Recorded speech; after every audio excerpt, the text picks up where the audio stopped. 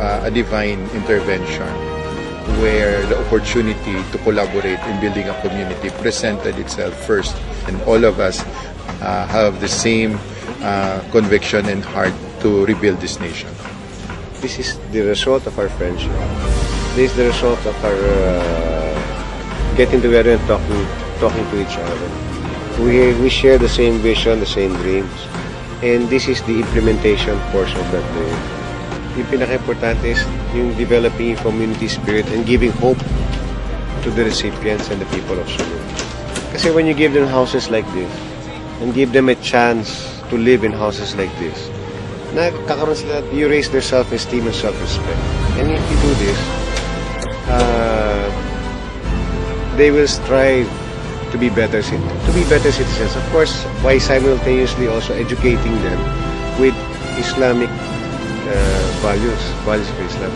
I was listening to the sharings of the youth na binenta nila ang kanilang cellphone, binenta ang kanilang MP3, MP4, and alam natin how important it is to the youth just to be able to come and meet the Tausugs. I think it's a brotherhood na nag-transcend sa borders, biases, at prejudices. Friendship is very crucial, and I think if we will learn how to really be friends, not the transactional friends, really be friends, change not only in Sulu will happen soon, but the whole country. Yung feeling ko kay Mare is that a friend is my brother.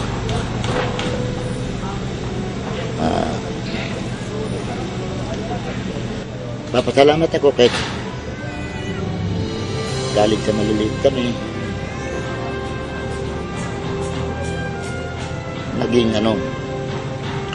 naging dahilan yung EIM na kilala ko.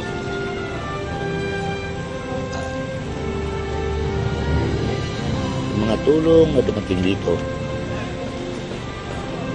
through his effort and his brother, mga connection niya, ay makakalimutan na namin pinagpupunan. Hindi ko lang masabi kung wala ako o hindi ko alam. Pero pag sana walang mangyari. I don't want na may mangyari.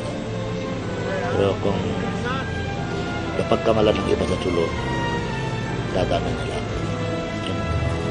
My meeting with Munib and my friendship with Munib, hindi ko hinanap to, hindi ko naman siya kilala. But I think destiny has brought us together because we will be going through a journey together for a mission. The day we decided to love a person na hindi natin kaano-ano is the day that you became a hero. I honor all your family who are not here because they were more stressful than you are. I honor your wives, your husbands, your fathers, your mothers, kasi pinahiram nila yung kanilang kamag-anak, yung mahal sa buhay para itayo yung bayan. Bayani sila. I honor those who cannot be here dahil walang pamasahe. I honor those who prayed for this kahit hindi sila makapunta. Be proud. You have made a very bold, heroic decision. The second reason that gave me the strength to continue with this is that all who registered did not care what they see in the news and the media, did not care what some of their friends told them. Huwag kayong tumuloy dahil delikado. Huwag kayong munang tumuloy dahil pag-iisipan pa namin. Everybody had this conviction. I am a Filipino. I love my country. I love my God. This is what I want to do.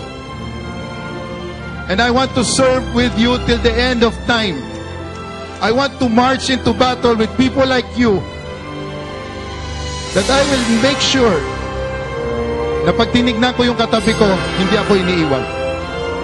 The word walang iwanan, take it to heart. Because I want to know who's taking my back, who's on my side. Walang iwanan. Let's stay together in this journey. We will bring this to fulfillment, and let's continue to be confident and secure. This is God's work. Mabuhay kayong lahat. Magandang umaga po.